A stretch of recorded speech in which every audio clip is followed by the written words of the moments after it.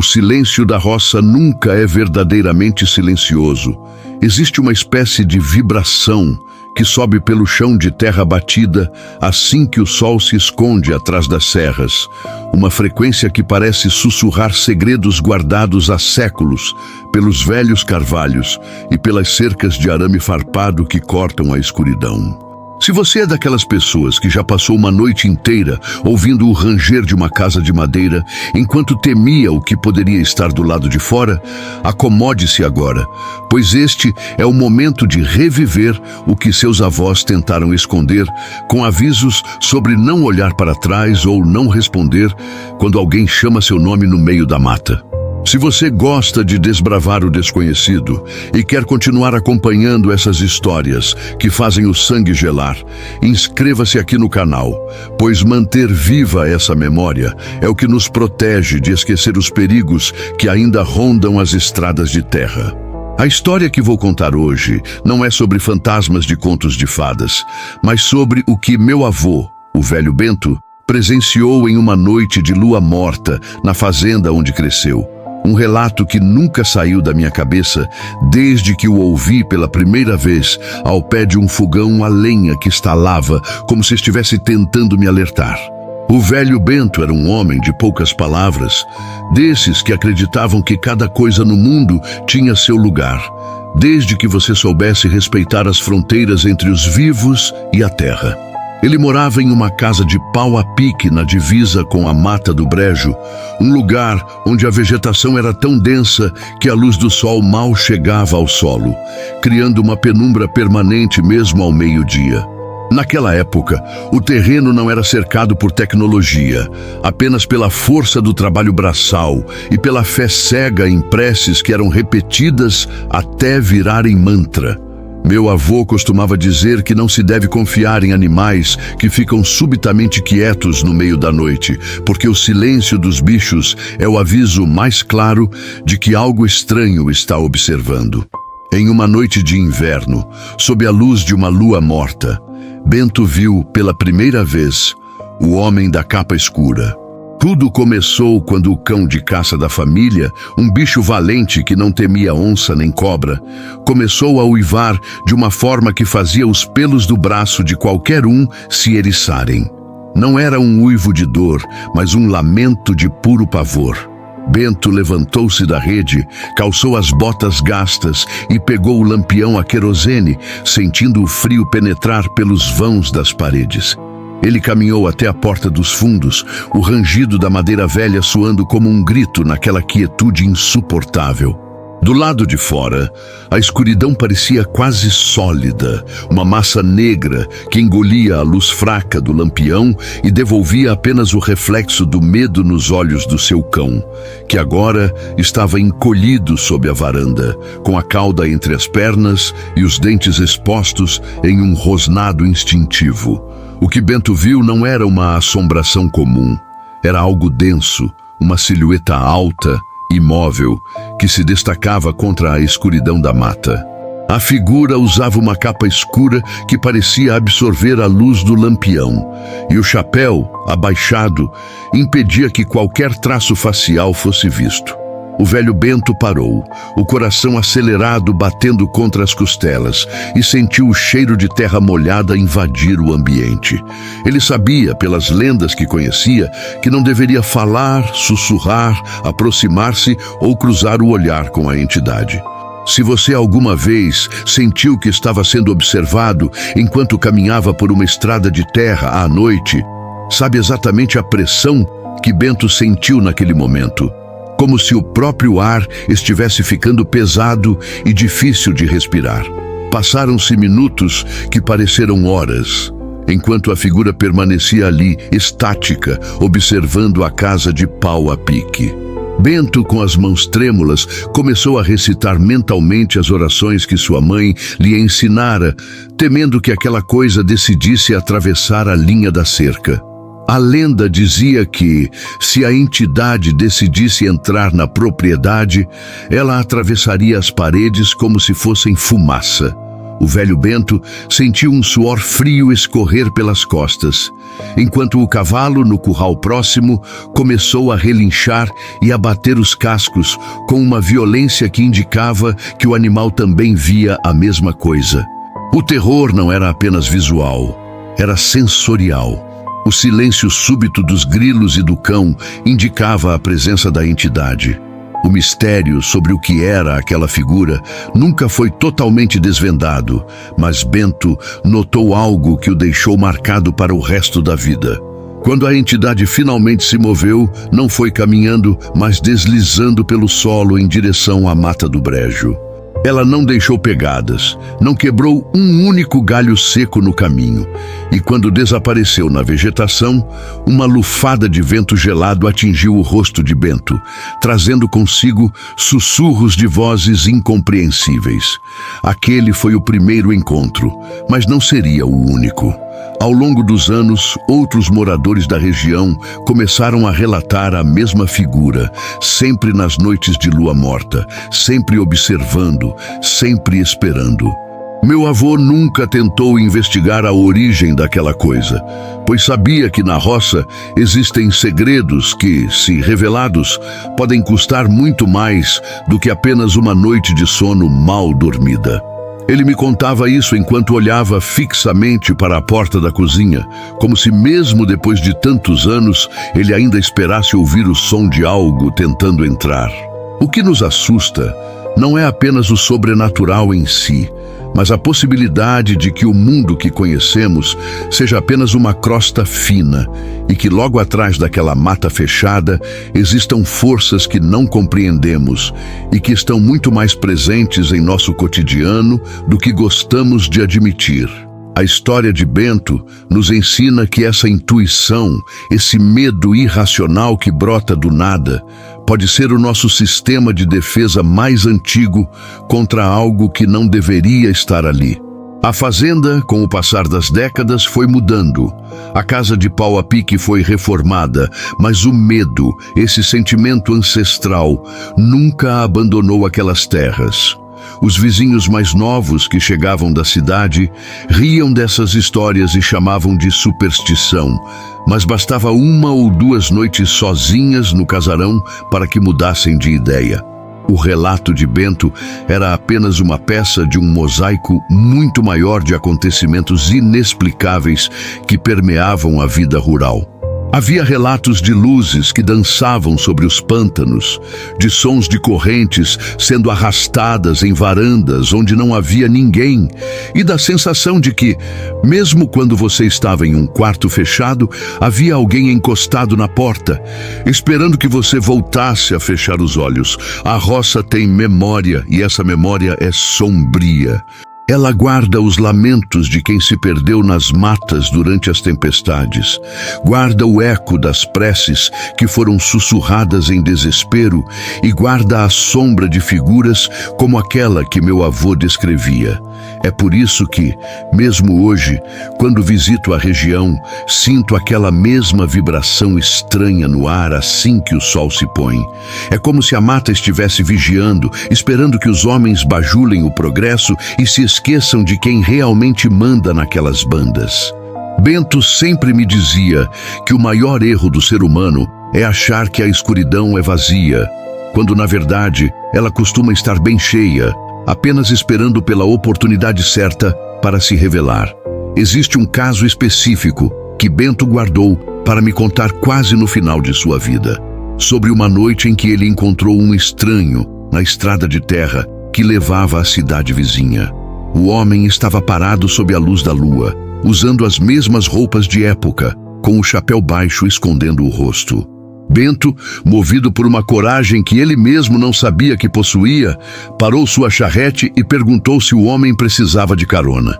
A resposta não veio em palavras, mas em um silêncio tão profundo que Bento sentiu o cavalo estacar abruptamente, recusando-se a dar mais um passo. O homem então levantou a cabeça lentamente e Bento jurou que, onde deveriam estar os olhos, havia apenas 2 buracos vazios que refletiam o negrume da noite. Naquele instante, o relógio de bolso que Bento carregava parou, e ele sentiu como se sua própria alma estivesse sendo puxada para fora do corpo através daquele olhar inexistente. Ele chicoteou o cavalo com força, algo que nunca fizera, e o animal disparou como se estivesse fugindo de uma matilha de cães infernais. Só parou quando alcançou as luzes da cidade, e quando Bento olhou para trás, a estrada estava vazia, sem sinal de quem quer que estivesse lá momentos antes. Esse tipo de experiência não era algo que se podia explicar com a razão, e era exatamente por isso que esses causos eram passados de geração em geração, como um aviso de que nas sombras da roça a lógica não tem poder. Se você cresceu ouvindo que não devia assobiar à noite, ou que não devia responder a chamados vindos do mato, agora você entende o peso dessas advertências. Elas não são apenas folclore, são o legado de quem sobreviveu a encontros que não deveriam ter ocorrido. O medo, quando bem contado, é um portal para a compreensão de algo maior, uma forma de honrar os que vieram antes de nós e que aprenderam, da pior maneira, que existem fronteiras que não devem ser violadas. A roça, com toda a sua beleza e serenidade durante o dia, transforma-se em um cenário de mistério proibido, logo que as sombras começam a se alongar.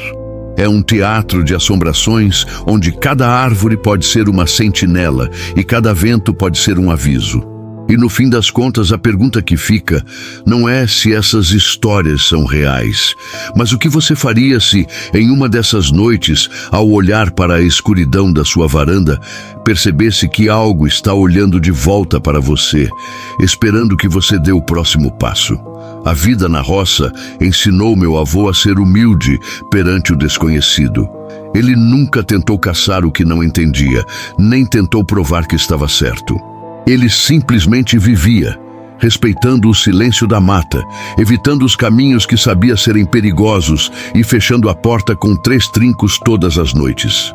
Ele sabia que o medo é um companheiro necessário para quem quer sobreviver em lugares onde a civilização ainda não conseguiu apagar a força das lendas. E é esse o tom dos causos que me contavam e que hoje compartilho com você. Um lembrete constante de que entre o campo e a cidade existem lugares onde o tempo não passa da mesma maneira e onde coisas antigas ainda caminham sob a luz das estrelas. Sempre que me lembro de Bento, penso em como a nossa sociedade se tornou desconectada do próprio solo que pisamos. Esquecemos que antes das luzes artificiais e do barulho dos carros, a noite era um mistério absoluto, um tempo de recolhimento onde o sobrenatural era parte do cotidiano, tão real quanto a colheita ou a falta de chuva. Ouvir esses relatos é uma forma de resgatar essa conexão, de sentir o pulsar da terra e de entender que o medo é apenas uma das formas de respeito que temos por aquilo que não podemos controlar. Se você sente esse mesmo chamado, se essas histórias despertam em você memórias de noites mal dormidas e curiosidade pelo que se esconde na penumbra, saiba que você não está sozinho nessas reflexões. Existem relatos de fazendas onde famílias inteiras abandonaram suas casas após sucessivas aparições, onde o gado morria sem explicação e onde, durante a noite, sons de risadas infantis vinham dos quartos que deveriam estar vazios. Bento dizia que esses lugares ficavam marcados, como se uma cicatriz invisível fosse deixada na terra, e nada mais ali florescia com a mesma vitalidade. A natureza, em sua sabedoria, parecia tentar apagar os rastros desses locais, cobrindo tudo com mato e silêncio. É uma lição sobre a impermanência e sobre como o sobrenatural tem formas de reclamar o que considera seu, independentemente do quanto tenhamos tentado domar a terra. Ao escrever este relato, reflito sobre a responsabilidade de manter essas memórias vivas. Cada causo que se perde é um pedaço da nossa história que desaparece, uma lição de cautela que deixa de ser passada para as próximas gerações. Bento não queria apenas nos assustar. Ele queria nos preparar para que, se algum dia enfrentássemos o que ele enfrentou, tivéssemos o bom senso de não desafiar o desconhecido. O mistério, afinal, é o tempero que torna a roça um lugar tão fascinante e, ao mesmo tempo, tão temido. E talvez seja isso que nos mantém voltando para essas histórias. A necessidade de sentir o frio na espinha, de confrontar o medo em segurança e de saber que, embora o mundo seja cada vez mais explicado pela ciência, ainda restam cantos escuros que desafiam tudo o que pensamos saber. A escuridão, para quem entende de roça, não é apenas a ausência de luz, é uma presença. Ela tem textura, tem peso e, em certos momentos, tem vontade própria. Quando Bento falava do homem da capa escura, ele estava descrevendo a própria essência desse mistério. Algo que não tem identidade, algo que não pode ser categorizado ou compreendido, apenas evitado. Essa é a verdadeira face do sobrenatural no sertão brasileiro. Uma força que não busca o diálogo, apenas a observação, como se fôssemos nós, os vivos, os estranhos naquele ambiente que pertence a algo muito mais antigo e profundo. Ao final de cada noite de histórias, Bento apagava a última vela e ficávamos ali, em um breu total que parecia comprimir os pulmões. Naquele escuro, eu conseguia visualizar perfeitamente a figura da capa escura, o chapéu baixo, o silêncio que precedia o terror. E, em vez de me desesperar, eu apenas respeitava. Aprendi que o medo é uma bússola. Ele aponta para onde você não deve ir e o que você não deve provocar. Aquelas noites moldaram quem sou e como vejo o mundo, sempre com um pé atrás, sempre ouvindo o que o vento tende a sussurrar nas frestas das janelas quando a noite cai, com todo o seu peso sobre nós. Se estes causos conseguiram fazer você olhar para o lado no escuro, ou se eles trouxeram à tona memórias que estavam enterradas há muito tempo, saiba que o objetivo foi atingido.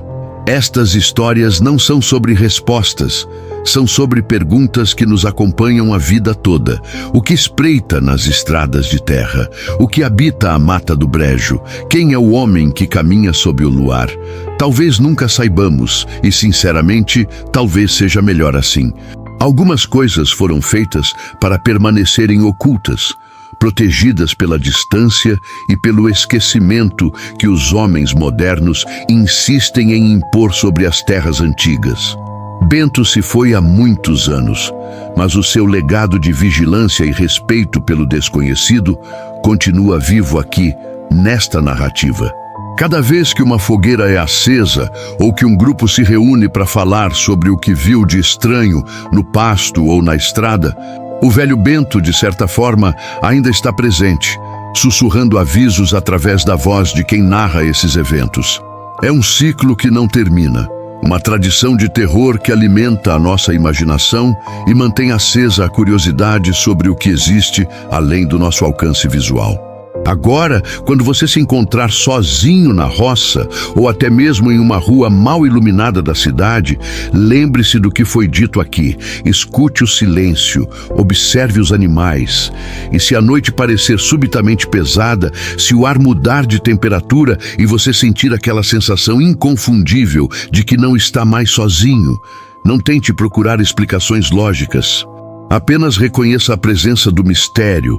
Respeite a fronteira entre os mundos e, acima de tudo, nunca, sob hipótese alguma, tente olhar diretamente para o que não quer ser visto. O sobrenatural não é um jogo, é uma realidade que convive conosco em silêncio, esperando que a gente se esqueça dos avisos dos nossos avós para então se aproximar apenas mais um passo. A jornada pelos mistérios da roça é longa e nunca acaba, pois a cada novo relato, a cada novo encontro, o mapa do desconhecido se expande, revelando novas lendas e novos medos. Mas o fio condutor, a essência de tudo, permanece a mesma: o respeito absoluto pela força da escuridão e a consciência de que, por mais que possamos acreditar que somos donos da terra, somos apenas visitantes temporários no reino das sombras. A roça continua lá, com seus cafezais, suas estradas de terra, suas matas fechadas e seus segredos, esperando, sempre esperando, pelo próximo viajante que se atrever a cruzar seus limites sem o devido cuidado. Se você chegou até aqui, é porque você valoriza essa memória, essa parte da nossa cultura que não pode ser apagada pelo tempo. O medo, quando compartilhado, une as pessoas, cria laços entre estranhos que reconhecem, nos olhos uns dos outros, o mesmo arrepio de quem já ouviu histórias de assombração e sabe que, em algum lugar, o impossível acontece. Por isso, se você gostou de mergulhar nesses causos sombrios, se você sentiu a atmosfera da roça e o peso dos mistérios de Bento, não deixe essa memória morrer. Inscreva-se agora, curta este vídeo e compartilhe com alguém que também tem medo e fascínio pelas lendas do nosso sertão. Deixe seu comentário contando se você já passou por algo que não consegue explicar, pois esses relatos são o combustível que mantém este canal vivo, desbravando o lado obscuro que ninguém mais quer contar, mas que todos morrem de vontade de saber. Nós continuaremos por aqui, vigiando as trilhas, ouvindo o vento e coletando os relatos que fazem a nossa pele arrepiar, sempre prontos para a próxima história, o próximo mistério, o próximo encontro com o inexplicável. O que Bento viu, o que ele sentiu e o que ele nos ensinou são a base de tudo o que este canal representa. A coragem de olhar para o escuro e a sabedoria de saber quando se afastar. Mantenha-se atento, mantenha-se vigilante e, por favor, quando a noite cair e você ouvir um chamado na porta que não deveria estar ali, lembre-se de Bento. Nem sempre a resposta é o que mantém você seguro. Às vezes, o silêncio é a sua única e melhor defesa. A roça guarda seus segredos com unhas e dentes, mas aqui nós não temos medo de ouvir o que ela tem a dizer.